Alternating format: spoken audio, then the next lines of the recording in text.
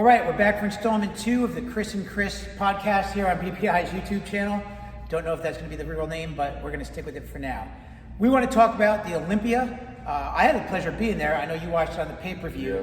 And I want to get into a couple things. But let's start with this, because I think from a lot of the people I spoke with, there's a lot of confusion. The entire world, and I mean even probably your fucking mom, knows who C-Bum is right now. Absolutely. So when they see footage of Samson and Hadi and Derek battling it out for the Mr. Olympia, a lot of people, the kids in our gym, say, well, I thought C-Bum was Mr. Olympia. So Chris, being a trainer here in town, he has clients in every division. Why don't you give us a quick run through of the basic men's divisions, where C-Bum fits in, and maybe some of the top names. All right, so you start off with your men's physique class, which is a little bit smaller, not so much muscle packed on. The board shorts. The board shorts, looking for those like nice V taper, those streamlines. Then you got your classic physique, which is Chris Bumstead. That's the one, everybody, yeah. A little bit bigger now, put on a little bit more size, looking for leg definition, upper body, pretty much everything. It's that classic look, that golden era look that they're looking for. And then you got men's open. Yep. Well, actually you got 212. 212. Which is a smaller version of men's open.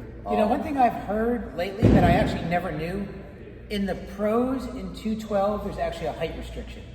I think you can't be over 5'5" or 5'6" to be a 212 pro, and I never knew that before. Well, it kind of makes sense because you're going with your height to weight, right? So if you were, say, 6 foot at 212, right? But you could still be like be five. extremely. You could still be like 5'9" and 212 and look like you have a shitload of muscle. You know, I mean, granted, if you're standing next to like Flex Lewis in his prime, you probably wouldn't look that way. But I didn't know there was a height restriction. That's all. It just caught me off guard when I heard people talking about it. Yeah, I mean, I feel like anything higher than that or taller than that, you would look a little bit stringier than the other guys. Yeah. They're going to be a little bit more stocky at 5'5", 5'6". Yeah, but then again, not everyone is 212. I mean, Sean Clarita was only 189 Yeah. now, 190 pounds. Hey, interesting Sean Clarita fact. In the very first NPC show Sean ever competed in, where he won the bantamweights, the winner of the light heavyweights was me. So, all the way back to then, I've seen a lot of these stars come up and just pass me right away. That was like the 2005 NPC Mid-Atlantic in New Jersey. It's a good fact. Yeah, so there you go. Men's Open was a big class. Yeah. Samson Duda won the class. Derek, who was the returning champion, took third, which is a coup. Yeah. And Hadi, also returning champion, took second. What was your take on that class?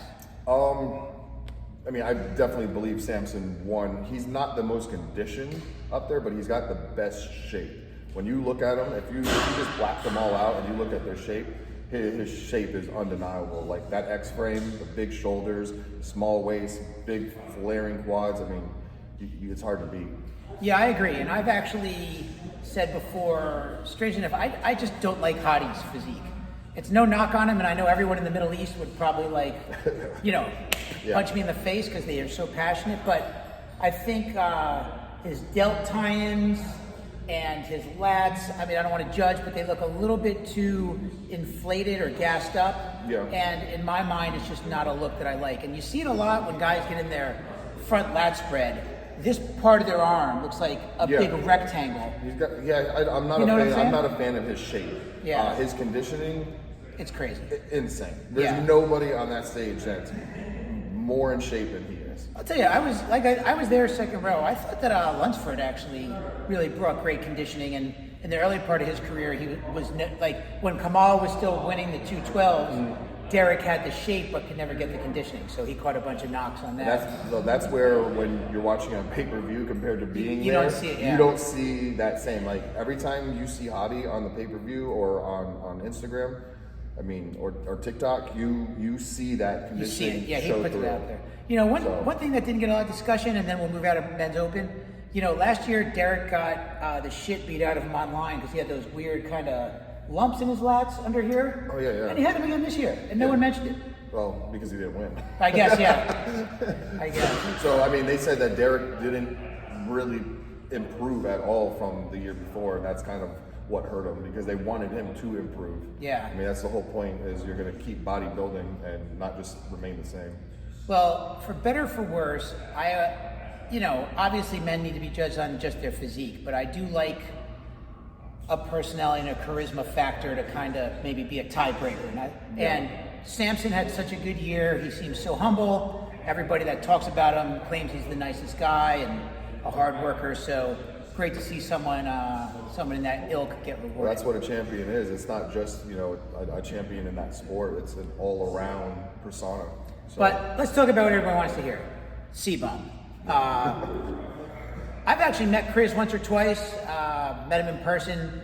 The brand that they've built, him and Dom and Raw, like they're killing it. They do everything great, including competing in bodybuilding. So is his 9th, something like that? Chris? Yeah, what? Sixth.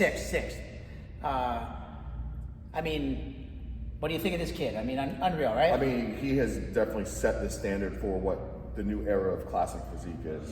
Right. Everybody that's stepping on that stage is chasing him. Well, he's been champion since they invented the category, right? No, not off the. Oh, that's right. The older guy with the hair slicked back was the first classic physique champ, Danny Hester. Yeah. So Chris didn't just step on stage and take it all. Well, I feel kind of like that category is defined as like being the most C-Bum guy on stage. Yeah. Which by default will make C-Bum the leader. Yeah. But he set the standard of what that look needs to be. Yeah. And again, the way he's transcended just bodybuilding is pretty impressive. And then another guy we didn't mention, 212s. This kid Keon. Yeah. I honestly thought that's the best physique in the game. When I saw him, it looks like he has an 18-inch waist. It's insane. Yeah, his shoulder to waist. We talked about Samson shoulder to waist, but his is off the charts. Yeah, there's no denying that he's got the smallest waist with that biggest V taper. Yeah, and we actually had some brief talks about working together a while back. Nothing materialized.